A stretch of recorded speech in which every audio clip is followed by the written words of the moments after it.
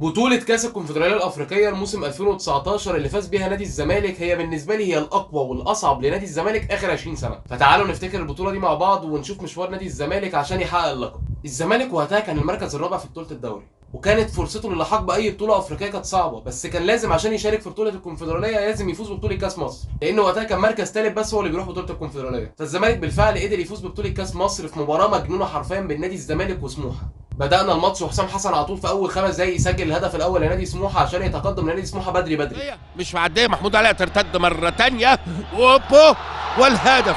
يا نهار أبيض يا نهار أبيض. يقوم في آخر 5 دقايق في الماتش يجي لنا كابونجو كاسونجو برأسية تاريخية ما حق في الزملكاوي ينساها بمعنى أصح، يسجل هدف التعادل لنادي الزمالك في آخر 5 دقايق في 90 دقيقة. وهتتلعب العرضية عالية وهوبا والهدف. يا نهار أبيض يا نهار أبيض عليك. كاسونجو كابونجو كابونجو كاسونجو كاسونجو كاسونجو كابونجو كابونجو. بسبب الهدف ده الزمالك يروح الاكسترا تايم وبعدها لضربات الجزاء، وبيقدر نادي الزمالك انه يفوز في ضربات الجزاء على نادي سموحه ويفوز ببطوله كاس مصر وقتها.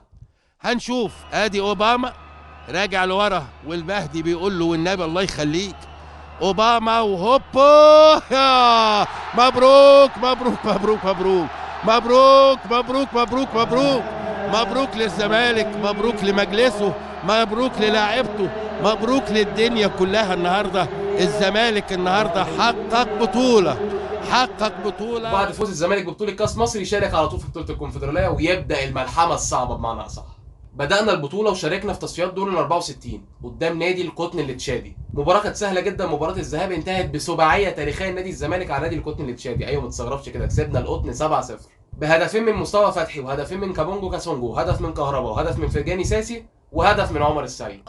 الحارس ديارة جول جول. يتولى التنفيذ كهربا يلفها عالية كان هيكرر. ادي كاسونجو كاسونجو يا ولد يمشي كاسونجو. جيرال ديارة وايضا ابانجا. يا سلام يا عبد الله، عرضية من عبد الله. النجاز يجري ويستلم حمدي النجاز وتاني عرضية في ارضه على ملعبه عالية. والسادس السابع هو السابع. بعد ما انتصرنا في ماتش الذهاب بنتيجة 7-0 وضمننا خلاص وحطينا رجل في دور ال 32 في التصفيات اللي بعد كده، في ماتش عودة كان مالوش لازمة بمعنى اصح، انت كده كنت ضمنت خلاص بال7-0. خسرت في الماتش ده 2-0 وطبعا كنت بتجرب الدنيا وبتمشي الدنيا وكان عادي، انت خلاص ضامن الماتش كسبان 7، انت لو خسرت 2 كان عادي جدا. بعد ماتش القطن التشادي عندنا ماتش في دور ال 32 ماتش صعب جدا مع نادي اتحاد طنجة. لعبنا ماتش الذهاب هناك في المغرب وتعادلنا تعادل سلبي بنتيجه 0-0. نيجي هنا في ماتش العوده ونفوز بنتيجه 3-1 بهدف من ابراهيم حسن ودبل كيك تاريخيه مش هننساها من عمر السعيد وهدف من يوسف اوباما. ياخده على اليمين يلعبها بالعرض بالفعل هو اخيرا جوه منطقه جزاء ابراهيم حسن. جول يمشي كهربا يقطع له عبد الله جمعه لكن كهربا يا ولد الله يسلمها الفرجاني يا ولد بالكعب يردها مرة تاني. مشيت اوباما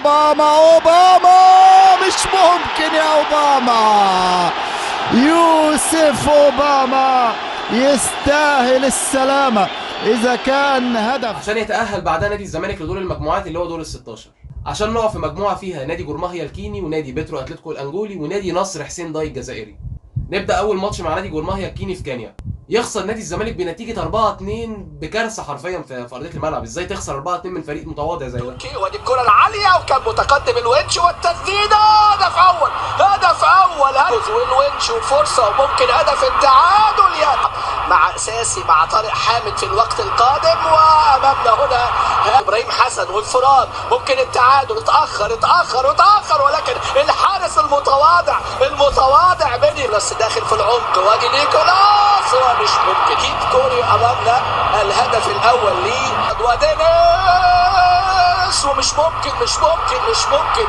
قلنا مش مشكلة نعوض في الماتش اللي بعديه في ارضنا. عندنا ماتش الزمالك ونصر حسين داي الجزائري في ارضنا. بالفعل خالد بوطيب يجيب جول في الاول والدنيا تبقى جميله وقلنا خلاص هنكسب وهتفتح والجون كان في البدري منه والدنيا جميله. فارق كتير جدا العرضيه عملها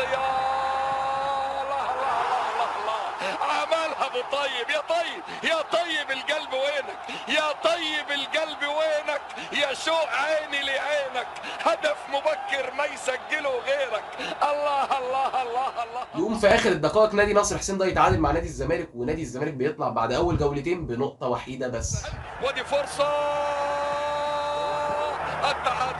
التعادل مع الدقيقه الاخيره. عندنا ماتش تاني على ارضنا مع نادي بيترو اتلتيكو، لازم تكسب الماتش ده، بس للاسف ما كسبناش الماتش، اتعادلنا الماتش. بدانا الماتش والاداء ما كانش احسن حاجه، ونادي بيترو اتلتيكو يقدر انه يسجل الهدف الاول ويصعب الدنيا اكتر على نادي الزمالك، ونادي الزمالك كده عايز على الاقل يتعادل على ارضه بعد ما كان عايز يكسب. بقول لحضراتكم هي دي مواقف 1 ضد 1 اللي لسه عبد الله عنده مشكله، وادي هدف اول، هدف اول لصالح فريق بيترو اتلتيكو.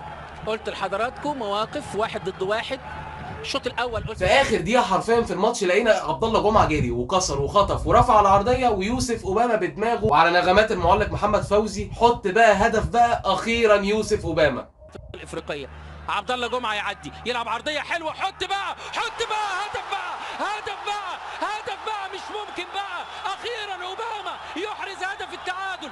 كده نادي الزمالك بيحافظ على فرصه في التاهل وبيبقى معاه نقطتين، ولازم يكسب الثلاث ماتشات الجايين، مفيش بديل عن الفوز فيهم. وبالفعل نادي الزمالك قدر يتفوق في ماتش العوده على نادي بيترو اتلتيكو بهدف 1-0 عن طريق حميد احداد في قلب انجولا. انطلق زيزو من تاني، عرضيه يا ولد يا ولد، الله الله الله الله الله الله الله، من زيزو الى احداد، من زيزو الى كده الزمالك بعد فوزه المهم خارج ارضه على نادي بيترو اتلتيكو بيصل للنقطه الخامسه في المجموعه، واتبقى له ماتشين، ماتش في ارضه مع نادي جورماهيا الكيني، وماتش خارج ارضه مع نادي نصر حسين داي. وماتش جورماهيا مش زي اي ماتش، انت الماتش ده انت خسرت هناك 4-2 وكنت عايز تاخد بطارك في الماتش ده وتكسب على الاقل بسكور كبير، وبالفعل نادي الزمالك قدر ان هو يكسب بنتيجه 4-0 على نادي جورماهيا في الكيني. الدوري محمود علاء وعبد الله يلعبها حلوه.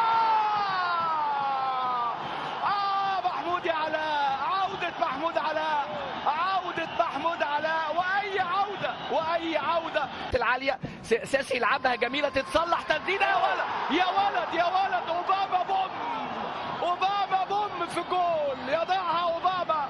الهدف الزملكاوي في الدقيقه 25 عملها نادي الزمالك، وعمر السعيد يكرر ما قام به من قبل مع اوباما. او ابراهيم حسن يساند امامنا، ادي ساسي عمل وجع في راسي لكل من لا يرى ساسي. انظر الى ساسي، استمتع بفرجان ساسي في هذه اللقطه. ماذا يفعل ساسي؟ هي دي كرة الزمالك، هو ده، والجماهير اللي مستنيه هدف جديد، وعمر السعيد هدف جديد، وعمر السعيد الرابع. زيزو يصنع وعمر السعيد يسجل، والزمالك السعيد بهذا الاداء الكبير، هدفين في كل شوط، والمتعه لا تنتهي. الزمالك متعه لا تنتهي في مباراه. نادي الزمالك عنده ماتش في الجزائر مع نادي نصر حسين داي، وهو اخر ماتش في المجموعه. بيخلص الماتش ده بنتيجه التعادل السلبي بنتيجه 0-0، وبعدها بيصل الزمالك للنقطه رقم 9. بعد ما كان اخر مجموعته في اول جوله بيتصدر مجموعته في اخر جوله وبيتاهل للدور اللي بعد كده عشان نقابل نادي حسنيه اجادير. الماتش اللي من وجهه نظري اللي جنش تالق فيه بشكل ممتاز جدا بصراحه. الماتش خلص بنتيجه 0-0 في ارض حسنيه اجادير في المغرب، عشان بعدها نطلع بالنتيجه الايجابيه اللي احنا عايزينها، اللي هي التعادل السلبي 0-0 يجوا لنا عندنا هنا في مصر في استاد السويس، وقدرنا نفوز وقتها في ماتش العوده بنتيجه 1-0 بهدف من ابراهيم حسن. وكهرباء يرفع كرة على القائم الثاني، والمتابعة هدف في هذه اللحظات نادي الزمالك. قلت وقبل تسجيل الهدف لا نعطي الهدايا لمهاجمي الزمالك. مشاهدينا الكرام، ابراهيم حسن يتمكن من افتتاح باب التهديف بتسديده تفاجئ الدفاعات حتى الابعاد. عشان نوصل لدور نص النهائي قدام فريق صعب، فريق رخم، فريق تاريخ مواجهتك بينك وبينه مش احسن حاجه، نادي النجم الساحلي. نبدا ماتش الذهاب هنا في مصر في برج العرب. محمود كهربا قدر يسجل الهدف الاول بوش رجله الخارجي في كوره ولا اروع حرفيا بصراحه، يسجل الهدف الاول لنادي الزمالك وبينتهي الماتش على الهدف ده. هو برافو يا ولد، عمر السعيد قطع، يلعب كوره، استلام كهربا، هي بالشمال، يا ولد يا ولد يا ولد يا ولد يا ولد على الزمالك، يا ولد على الزمالك عمر السعيد اللي يجاور السعيد يصعد، وكهربا يا عيني. عشان نروح بعدها في تونس نلعب ماتش العوده. اهم واصعب لحظه في الماتش اخر 5 دقايق في الماتش، لحظه طرد جنش، اللحظه الاصعب على كل زملكاوي في البطوله دي. خلصت تبديلاتك وتغييراتك، مفيش حد ينزل، ووقتها عمر صلاح لبس التيشيرت بتاع جنش ووقف جول في اخر 4 دقايق في الماتش. انت متخيل يعني لا قدر الله كنت تعادلت كنت ممكن توصل اكسترا تايم ضربات جزاء وانت من غير حارس، يعني تخيل تعادلت توصل ضربات جزاء من غير حارس. بس الحمد لله ربنا استر في اخر 4 دقايق برجوله طارق حامد ورجوله الفرقه، تعادلنا 0-0 وصعدنا للنهائي. النهائي كان بين نادي الزمالك ونادي نهضة بركان. ماتش الذهاب كان في بركان في المغرب. طبعا بعد طرد جنش واصابه عماد السيد وقتها ما كانش قدامنا غير عمر صلاح هو اللي يلعب الماتش، ما قدامناش غيره بمعنى اصح. والحمد لله كان قد المسؤوليه وقدر يثبت نفسه في الماتش وعمل مباراه تاريخيه بصراحه. بس للاسف خسرنا الماتش ده في اخر الدقائق بهدف من لابا كوجو في الدقائق الاخيره. يحصل على لابا، ادخل يا لابا، امشي يا لابا، امشي يا لابا، عرضيه، فرصه، جول جول جول، هو لابا كوجو. بس لسه البطوله كانت في الملعب لان كان عندنا ماتش عوده في برج العرب. نيجي للملحمه التاريخيه يوم 26/5/2019.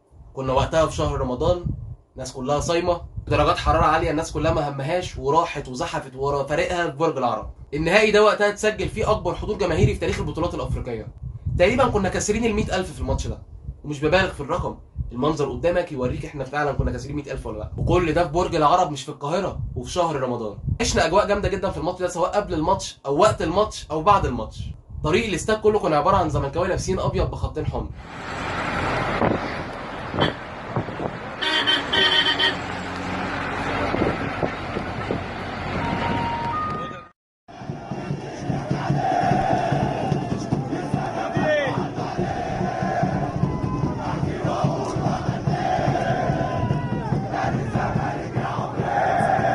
الفطار في الاستاد كان الاعظم والاجمل على الاطلاق والله. شفنا مشهد جميل جدا من جمهور نادي الزمالك، المسيحي كان بيساعد المسلم عشان يفطر وبيفطروا بعض واجواء جامده جدا مش هتلاقيها في اي حته غير في مصر.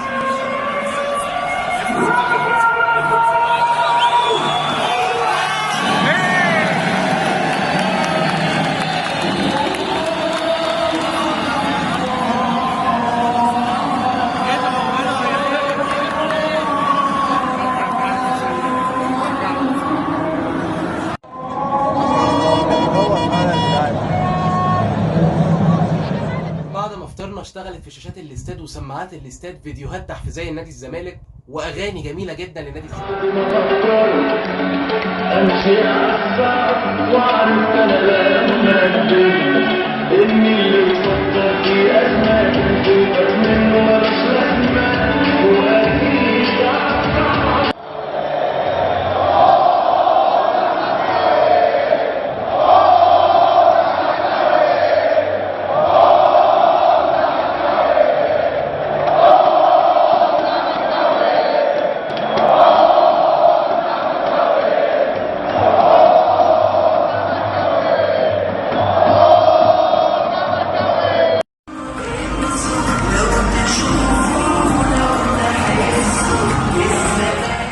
اجواء جامده جدا بصراحه. احنا وقتها كنا بنحتفل بالبطوله من قبل ما نلعب الماتش اصلا بسبب الاجواء الجامده جدا اللي احنا كنا عايشين فيها. نبدا بقى المباراه. الزمالك كان بدا الماتش بشكل ممتاز جدا وكان دارس فرقه نهضة بركان بشكل ممتاز، بس للاسف ما كانش في حظ وما كناش قادرين نسجل هدف. بس من عند ربنا ابراهيم حسن يشوط كوره تيجي في ايد مدافع نهضة بركان تتحسب ضربه جزاء على طول. سعيد ليها محمود علاء ويخش يسددها وباتقان وبتركيز شديد قدر فعلا ان هو يسجلها ويسجل الهدف الاول لنادي الزمالك والوحيد في المباراه نادي الزمالك. مع سيكيزوي ويعود امامنا هنا سيما مامالاك الى الفار وانتظار قرار الفار. هل هناك لمسه يد؟ هل هناك لمسه يد امامنا هو سيما مامالاك وعوده الى الحكم الزامبي سيكوزوي هو الحكم الفار. سيما مامالاك امامنا هو يعود هادئا لملعب اللقاء. يعود هادئا سيما مامالاك والحكم يشير ركله جزاء. بص شوف الكوره، بص شوف الكوره، كوره ابراهيم حسن يا ولمسه اليد يا ولد على الفار. هنا ادي محمد عزيز امامنا هو بيقول له لمسه اليد كوره ابراهيم حسن. بص التسديده وادي امامنا ده اللي عملها ده العربي الناجي رقم 8 بعد مرور 54 دقيقه وهيتقدم ليها محمود علاء. اسمع صوت الجمهور، اسمع واستمتع، وان شاء الله الفرحه تستمر عندما يسدد يبص، لكن هو اللي عنده قرار، هو اللي عنده القرار، هو اللي عنده القرار. امامنا هنا محمود علاء ومواجهه مع الحارس المرمى المحمدي عبد العالي المحمدي، ومحمود علاء جول، ومحمود علاء جول.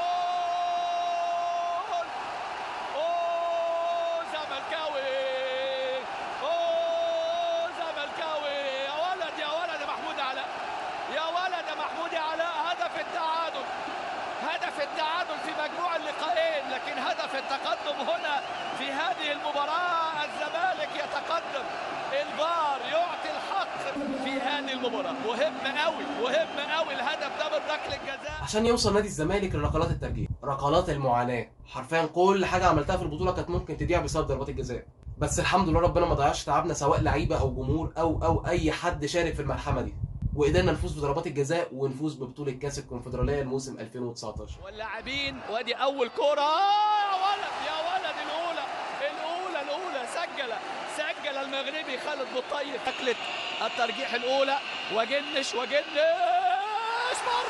وبره الركله الاولى بره. الله اكبر، الله الله الله الله.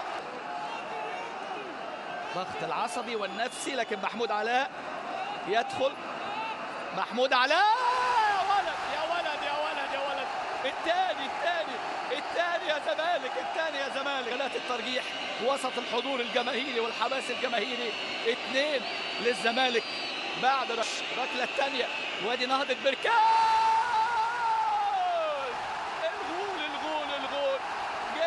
جنش دايما في امن وامان. بيترو اتلتيكو هدف البطوله ده بعتبره ان شاء الله، لكن نكمل. ادي كريستيان جروس الهادئ الواثق امامنا هنا، وامامنا هو بنشوف حكم اللقاء امامنا هو بيعيد ركله امامنا جنش. اذا الركله بتاعت اسماعيل المقدم هتتعاد، ركله اسماعيل المقدم هتتعاد، ركله كوزوي امامنا. ادي الكوره، بص امامنا، ادي جنش واسماعيل المقدم، جنش، وهدف هنا. تبقى النتيجه بعد الركله الثانيه. عبد الله جمعه ومواجهه مع عبد العالي المحمدي. ادي الجمهور، عبد الله جمعه، يا عبد الله حبيبي يا عبد الله. الركله الترجيحيه الثالثه، لاباكوجو، يسجل لاباكوجو. تبقى النتيجه 3-2 بعد 3 ركلات لكل فريق. اوباما وعبد العالي المحمدي. الركله الرابعه، اوباما، يا ولد يا ولد يا ولد يا ولد يا اوباما، يا ولد يا اوباما، يا اوباما، اوباما عايز يضع بصمته، جنش، ولكن كرة في المقص. وتبقى النتيجة بعد 4 ركلات 4 ترجيح ال5. يعني ان شاء الله البطولة بسم الله وبسم الله.